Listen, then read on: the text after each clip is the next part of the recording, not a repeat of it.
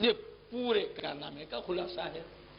مگر برائیاں ان کی جو اصل ہیں وہ برائی کے نام پر نہیں ہے، بس یہی پریشانی ہے۔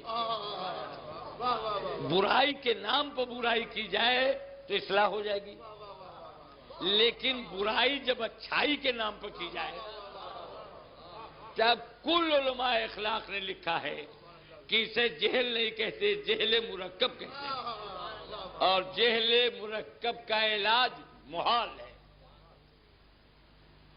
بالکل ناممکن کام کو ممکن بنانے کے لیے رسول بھیجے گئے ہیں، بالکل ناممکن کام۔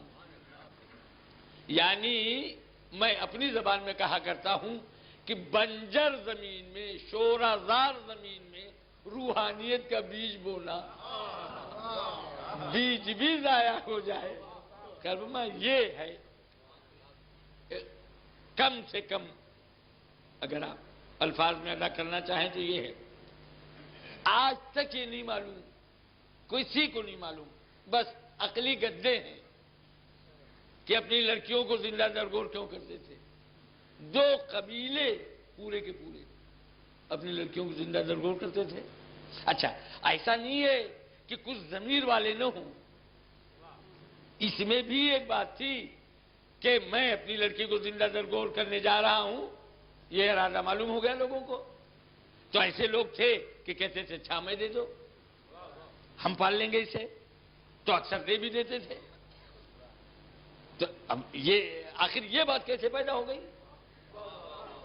یہ بات کہ ہم لے لیں تمہاری لڑکی کو، اتنے دردناک واقعات ہیں کہ مجلس پوری ہو جائے ان مظالم کو۔ پورے 2 قبیلے، بنی اسد و بنی تمیم، یہ اپنی لڑکیوں کو زندہ درگور کر دیتے تھے۔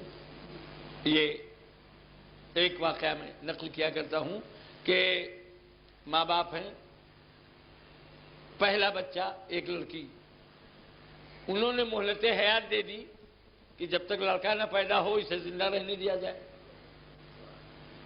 اب ظاہر ہے کہ بچی بڑی ہونے لگی، پیاری ہونے لگی، بچیاں یوں بھی بہت پیاری ہوتی ہیں، تو اب وہ جناب محبت معلوم ہونے لگی۔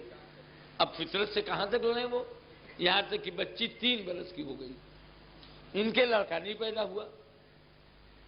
تو اب ماں قیامت ہے، یعنی ماں کی عظمت کا آپ اور محبت کا تصور نہیں کر سکتے کہ ماں مانے کیا، یعنی ماں کا وجود دلیل وجود الہی ہے۔ صلوات محمد والے محمد۔ تو جناب والا ماں کہتی ہے کہ سنو جی، یہ بچی کی بڑی محبت معلوم ہوتی ہے، بڑی پیاری پیاری باتیں کرتی ہے، اب تو اس کا دفن کرنا بڑا مشکل ہو جائے گا، اب جلدی سے لے جاؤ اسے، آج دفن کر دو۔ اس نے کہا ٹھیک ہے۔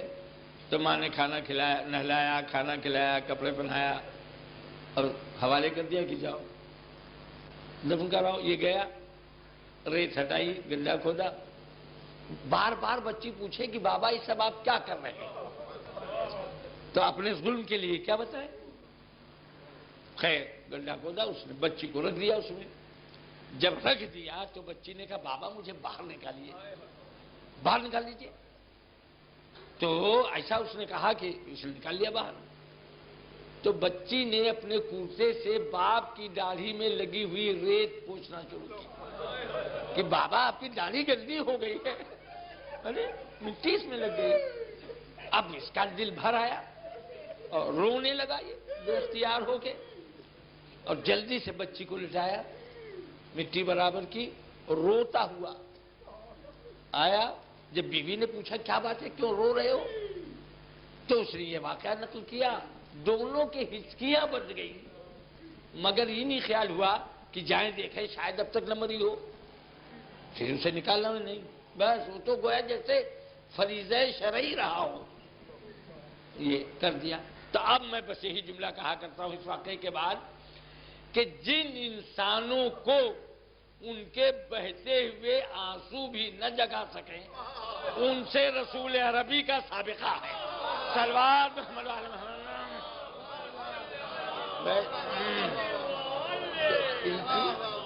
ان کی اس کھلی ہوئی گمراہی کے لیے یہ اس ظلم کے لیے ان کے کہا، یہ فطرت ہے ظلم کا پسند کرنا ان عربوں کی. کچھ تو خون ان کی فطرت میں داخل. غالباً ایک سبب اس کا یہ بھی تھا